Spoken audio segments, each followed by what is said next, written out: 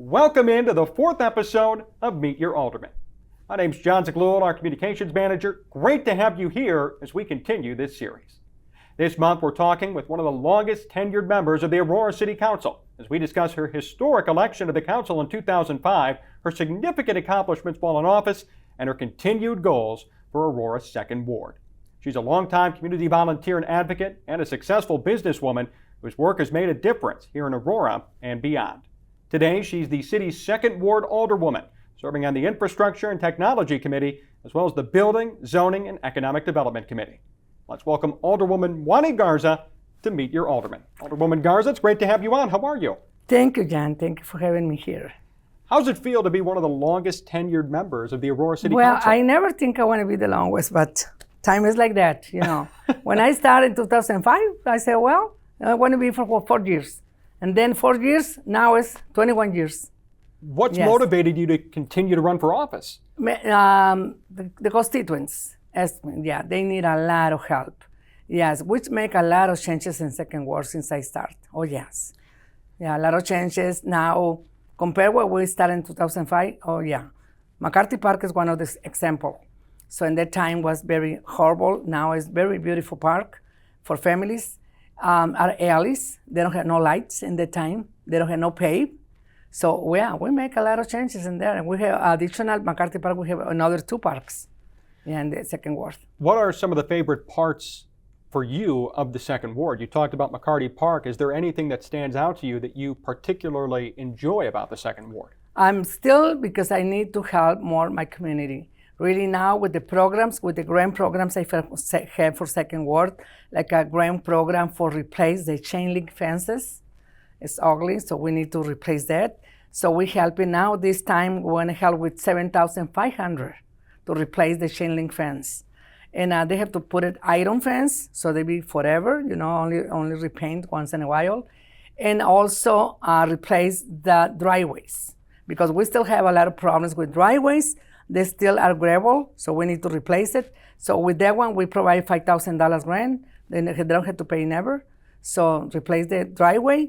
Maybe they can put it concrete or asphalt, depending what they want. And I'm going to continue with that. And also the students, a scholarship program, I still have it. This is great.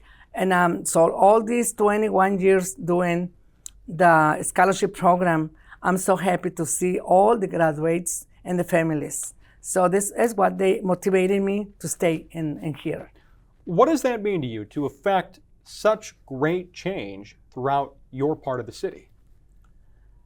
Well, it's work. I know it's a lot of work, but it's also a lot of help from the community. The community, the neighborhood groups, and the community and see, they told me what they want, you know, and it's go by their way, and it's what they need. So right now, like community meetings we have is COP officers helping a lot in the community. And I encourage everybody to participate really, because sometimes it's like a slow down. It's some time of the year they slow down and they came only like 3 or 4 people to the meetings. But I encourage everybody to come all the time, not only when they have problems. I invite to come over and express the situations and express the ideas they have, and maybe we can make changes. Yes. What have you learned in your time as Alderwoman from 2005 to today? I'm sure in these past 21 years, there's a lot that you've learned, learning the ropes, being an Alderwoman for the 2nd Ward. What's something that sticks out to you in that regard? What I learned a lot. And in my community is totally different to other areas.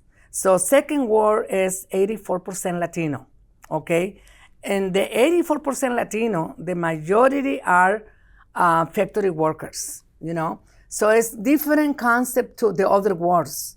So what I learned, so we have to work the way they need the help. Because if I say, okay, they want to read everything in the newsletter, okay, I expecting to read the newsletter, but what I did it in Spanish and English also. Because I know some people, they're not, until now, some people, they don't know language, the English language, especially the old people live in the houses. And I want to know everybody know the programs we have, the program the city provides, the programs we have in 2nd Ward, and I want to take advantage of that. How? So we need to communicate that in the neighborhood groups, in a newsletter we send, the ACTV, like today. So, and I expect people really respond to that and say, okay, I want to participate. I want to fill it out the application, how would I do?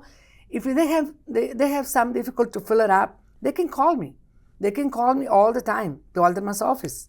You know the phone number, and that is 630-256-3040. As for me, and I have my assistant, so all the time she takes notes. And that's what I did, because I know some people is afraid to make the phone call and say, if I don't know what I have to ask, or if maybe she not even respond me. No, I respond. And I have my email, also city email, so I respond everything in there also. But I want really the people take advantage. So we need to everybody come and participate and be volunteer. So you learn a lot, and I learn also like that. I learn a lot what is my community need, and especially seniors. Seniors, a lot of seniors, they don't know the language, and sometimes the kids didn't come home to read the letter, and that's why I very put an emphasis to be bilingual. Everything, all the mailing going to second ward, they have to be bilingual. Yes. I appreciate that. I know a lot of your residents do as well. How important is that responsiveness aspect to you? You talked about making sure you reach everybody, right? If they call you, you respond. If they email you, you respond as quick as you can. How important is that for you being an alderwoman of the second ward? For me, it's very important to the people respond, because they mean, for me, they mean, okay, it's important. They wanted that. Like a very simple example. Last year, since all these past years, we did a Make a Beautiful contest. Okay, Make a Beautiful contest, we did every year. We spend a lot of money to make the postcards and mail it. Now the mailing is most costly than ever. We spend a lot of money in postage. And to me, to send all second ward the postage and description to participate and Make it beautiful, and it's very important for me to respond. And because the more people they want to participate, it's important. Because the first place, they win $1,000. The second place is $500, and third place is $350. And so they compensate whatever money they spend to beautify the house. So they can be painting the house, they can be replace the fence, replace the driveway, or planting some new plants, new trees, things like that. Replace windows sometimes. But this year, I'm double thinking to do that, because last year, we sent to the whole second ward, and we have only 11 participants. Wow. It's very sad, because all the money we spend in the postcards and the mailing, and we have only 11 people respond, they want to participate. It's not working, really, but all the money we spend in that. So this year, I'm just thinking to hold this year, and let us know the people why I didn't do it, because I don't think 11 people in all these residents we have in second ward, I don't think it's right. 11 people respond. I don't know if they don't have time or they don't want to participate. I don't know what is the issue, but I want to feedback. If they want it, they have to let me know, and next year we do it again. I think something important, though, to remember is that even though that contest maybe didn't get a lot of participants, you are getting a lot of participants for the chain link fence removals and for the driveway replacements. Yes. Those are still programs that you offer, and clearly a lot of people are taking advantage of that, which is good. Yes, that one is especially, yes. Driveways, last year we did 5 driveways, because we have limited money. We put only $25,000 for that, and $25,000 for the chain link fences. And so right now they start already. We have two applicants already, so that's good. And what is very simple. They have to own the house, and they have to present the taxes, how much is the income they have, obviously, but it's not really high. It's I think the most is $60,000. If they make more than $60,000, that's fine. But in my area, a lot of people didn't make more than $60,000 a year. So a lot of people qualify. They just need to apply. Absolutely. And they have to bring 2 appraisals, and we go by that. And the company they pick, they have to pay the minimum wage. Of course. And so that's why they have insurance for the employees and all that. But it's very simple like that. And I want the people really take advantage of that. because the money is there for them. And Alderwoman Garza, I wanted to ask you, let's take a look back a little bit to your first term in office when you got elected. What did it mean to you, and what does it mean to you today to be the first ever Hispanic alderwoman elected to the City of Aurora City Council? Yes, in 2005, yes, was a challenge, I'm saying, when I ran, because that was the first Mexican, Latina, running for city council, and people that are not used to have that. And it was a challenge, yes. So the first 4 years is what I'm saying. I focus and fix everything what we need to fix it. But also, in that time, we have more money, like now. I remember in 2005, every ward we had 480,000. Wow. 480,000. Compared now, it's only 75,000. And the 75,000, we had to put it 50,000 for the infrastructure, and the other one is for the programs. Yeah, so with the 480,000, so we did a lot, is what I'm saying, you know. We did the driveways, we did fences. If you drive on Galena or New York, because in that time was the entrance and the exit was one way only in that time, remember? Yes. So the majority of the houses, you see the iron fences is for second ward. They did it. Second ward, we did it. All, I'm saying all, from downtown to Ohio. This is what we did in the first 4 years. And also paving the alleys and lighting the alleys because they don't have no lights. What do you think it means to your constituents? Because we talked about the composition of the second ward, the 84% Hispanic Yes. Latino population. So what do you think it means to them to have someone like you represent them? What do you think that means? What kind of a statement does that make to the community? I think was great. Yeah. And I'm saying in the future, if I'm not here, but came another Latino. Because to be Latino is to understand your culture, your habits, your people, you know?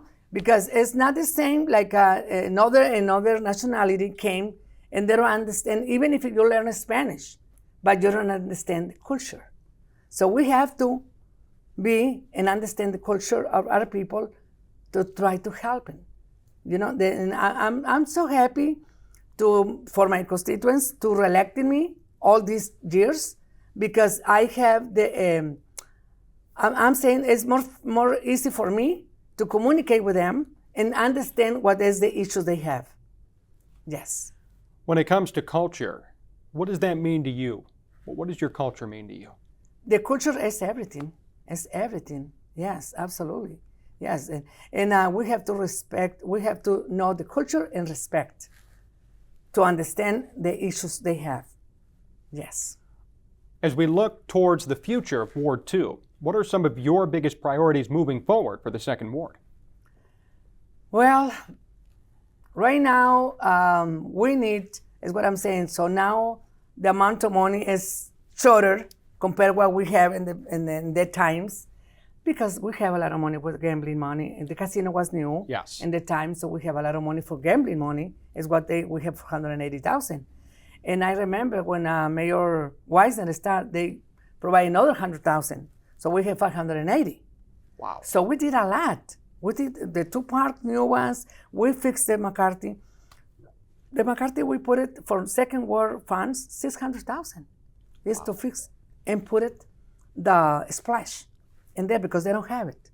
Before they have only like a gazebo, and nobody cared about the gazebo. It was only I believe the last time when they painted the gazebo was in 1984. So all the paint was peeling, all the drug dealers are there, so we changed all that. So right now, my other situation is to start continuing with what we have. We need to continue with the splash, fixing everything when it's broke down because it's forever. No, nothing is forever. So we need to fix it. So we need money to that.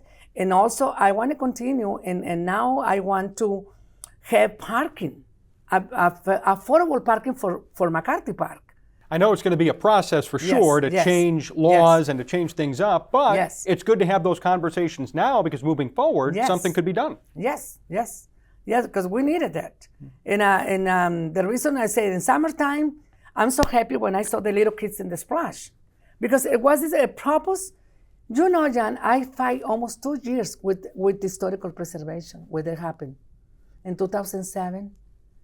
Fighting with historical preservation because they want to preserve the gazebo. Really, all broke down, needles, bottles, everything under the gazebo. So we have a lot of work to clean up that and put it the splash. Why? Because I know my families, the Latino families, majority have 3, 4 kids. In summertime, if you want to take it to refresh, to go into to the pool, how much they want to cost? At least $20 for each kid. Absolutely. Hello. So we need a splash in there for the kids really enjoy, at least refresh, and the parents can wash. And also thanks to Richard Irving, less administration, we had the playground in there. We put it in the playground also. So the families can really enjoy the playground with the kids, and the kids, they can refresh in there when it's the summer days, like 90s. And a majority live in the apartments.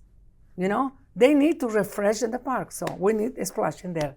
So I want to keep track everything, the computer working perfectly in the splash, to the continue working every single day in summertime. I think the splash pad's a great example of you listening to your constituents, Yes. which we talked about earlier. Yes. Clearly there was a want for something Yes. different, and you petitioned the right people to get that done, and that's a big deal for your ward. Yes, absolutely. Yeah, because it's not easy when you have 3 kids, 4 kids, to take it to the pool when you know they want to be $80 in there. No, it's no.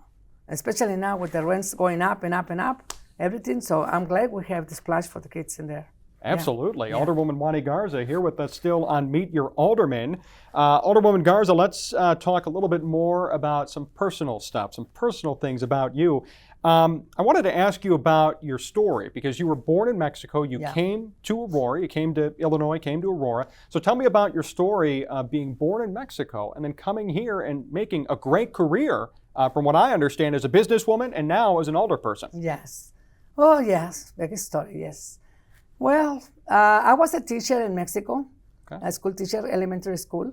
And I married, so they bring me to Chicago. When English is I still have a lot of accent. I'm sorry, people, but it's my nature. And I learned with my kids. I learned the English with my kids when they growing. I had 3 kids, 1 daughter and 2 boys. And when I live in Chicago, I don't like much Chicago really, because it's schools and everything. And we moved to Franklin Park in the time. So when my daughter went to the 1st grade in kindergarten was in Franklin Park. So after that, we moved to North Lake. So in North Lake, I lived 21 years, my kids growing, going to the high school and everything in there. And that time, I worked in a factory. In Chicago, I worked in a factory when I started, because I don't know, no English and all you want to do. So I work in a factory, and I'm making $2.10 an hour. At that time, 1973.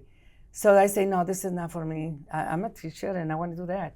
So when I moved to North Lake, first when I moved to Franklin Park, I heard about Melrose Park have some program called Nuevos Horizontes, New Horizons.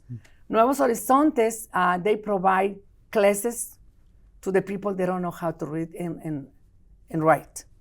And I offered my service. And I said, yeah, I want to do for free. I don't want to pay me. And I started doing that.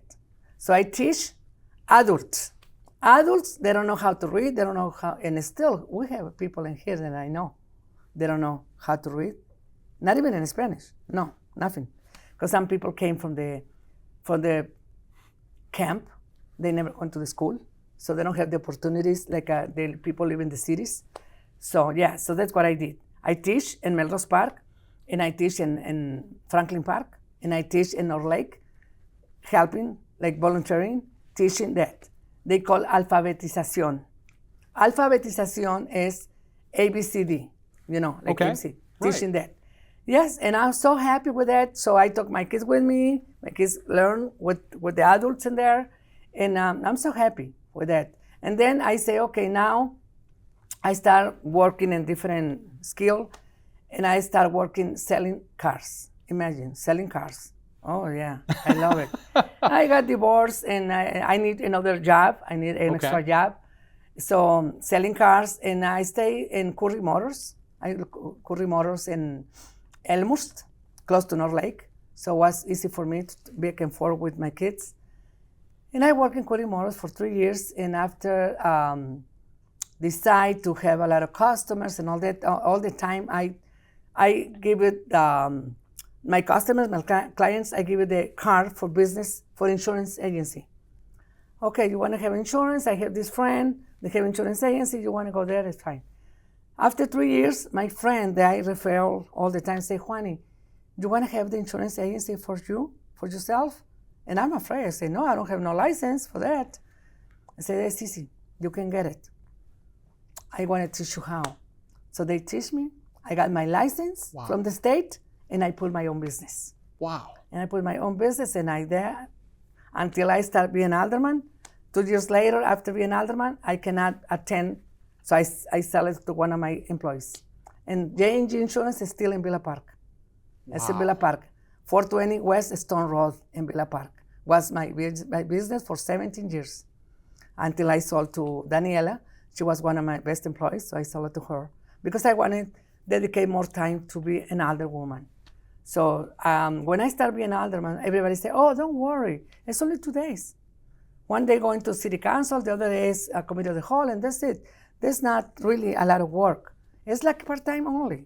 Oh, no. If you want to be a good alderman, you have to be 24/7. And that's what I learned. Absolutely. Yes. But that's why I sold my agency, my insurance agency. But I still, in that time, I had my trucking company. I buy trailers. I had trailers with my husband. And so we have Garza Transportation also. Garza Transportation, we working a lot with the big trucks, dump trucks, removing snow in the wintertime, removing dirt, everything. So we have a lot of contracts with the state. So my husband have a lot of contracts with the O'Hare to clean up all the snow in the O'Hare and all that. So we run good business, but it's the same problem. When I started being an alderwoman, so it's like a conflict of interest. Sure. We have a lot of contracts with Geneva Construction, so I cannot be an alderwoman or be owner of the company. So I sold the company. Wow. Because I prefer to be alderwoman.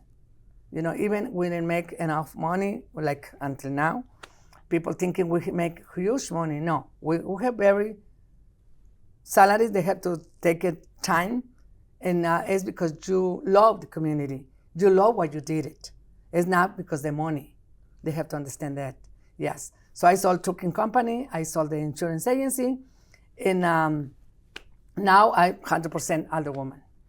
See, to me, when I hear that story, first of all, it's amazing. An amazing story. Impressive. Truly the American dream. Yes. But yes. secondly, what I also hear from that is dedication. Yes. I mean, selling two businesses that were Yes. very successful Yes. to be an alderwoman, to focus on the needs of the second Yes. ward first, Yes. I think that's amazing. Yes. Yes, because it's not like everybody thinking it's a part-time. No. If you want to really dedicate time to your community, your constituents need you, you have to. You have to be there. I saw some aldermen, they have 2 jobs. They have 1 job, and I saw it. I saw the problem. Yes, because they're not dedicated 100%. And sometimes they postpone it. They postpone things. And I don't want to be like that. So I prefer to solve. And I say, okay, all the time I remember when I was in my insurance agency, J&G Insurance Agency, I put a sign sometimes, okay, we are out of the office for 1 hour, 2 hours. Villa Park to here is 40 minutes. Okay. So I'm driving and I'm back. And I say, okay, I want to lose customers because I have 4 employees and they say, they're looking for you. They want to talk to you. And if you're not here, they want to go another place. And I say, yeah, you're right. So that's why I took the decision to say no. I prefer, because 17 years to have insurance agency with all the clientele we have, I don't want to lose. I prefer to sold. And I sold to Daniela, and Daniela still is the owner. We are still friends, and sometimes she say, Juany, a lot of customers are still asking for you. They still remind you. Because why? Because Latinos are very, I don't know, in other communities maybe the same. When you are the same and you're talking the same language, when they have frustration, sometimes they have an accident, but they want to sit down in front of you And they want to talking about not only the accent, they want to talk about the other issues in the family. And you have to learn, right? Learn and listen. If you can give you like a good examples, that's good. Yeah, but sometimes came for that. They need to somebody listen. And they feel comfortable. And that's why I told Daniela, you have to be like that. If you want to lose your customers, you have to be patient and listen what they want. Yeah. And I assume those skills then transferred, of course, perfectly to being an alderwoman. Yes. Listening, yes. understanding what people want. You learned all that by your experience working. Yes. And now you're able to be an effective alderwoman because you've done that for so many years. Yes, yes, yes. Alderwoman, one more question before we finish up today. Wanted to get your take on this. Has there been a funny moment or an unexpected moment that you remember from your time on the council so far? Funny moment? Funny moment. Anything funny that makes you laugh from your 21 years plus on the city council? Ooh, funny moments. We have a lot with Shakira Harbon. We have very good friendship with her, and we did a lot of things together. And I miss her a lot because that. But are we laughing? Because, oh my God, she has so much ideas, and I have another ideas. And it's like a combination. Sure. The combination of the cultures is what I'm saying. A combination of the cultures. So we have a lot of fun. Oh yes, a lot of good things I remember. So sometimes we are here in the bridge, and somebody want to take a picture of us, and we are so nice. And Shakira just had all the time. Remember her? Yes. She real nice heads. So we are there because they want to take a picture of. And the moment they want to splash, the air came and they blow the head so much, and the head going to the river and going. And Shakira was laughing at me. So what a good moment. I remember that. Yes, yes. And like that, we have a lot of good moments with Shakira. Yeah. Yes, we went to the Bond Center, supposed to do exercise, me and her. Oh my God, we have a lot of fun with her. A lot of fun. Oh yes, I miss her a lot. Every time when we have this kind of discussions in city council it's just hard to understand. Like me and Mike, we are the oldest in the city council, and everybody else is new or 10 years, sure. 12 years. And sometimes all the discussions is not necessary. And I'm thinking, if Shakira Harbon was here, they stopped this already. Oh yes. Yeah. Well, Alderwoman, I really appreciate your time. This was a great episode of Meet Your Aldermen. It was so fun to hear more about the Second Ward and really dig into your story because I think it's an amazing story. So I really appreciate you making the time for this episode today. Thank you, Jon. Thank you for having me here. And I hope the people take advantage of everything what we offer, like an alderman. So we try to hear what they needed, what they want. And that's what I'm saying. So right now, please take advantage of the driveways, take advantage of the chain link fences, replace it. Come to Alderman's office. We have the applications in there. Ashley helping English or Spanish. They helping to fill out the application and explain everything what they need. Please take advantage. Thank you again, everybody, for watching. We will see you next month with Alderman Meziakos here on Meet Your Aldermen.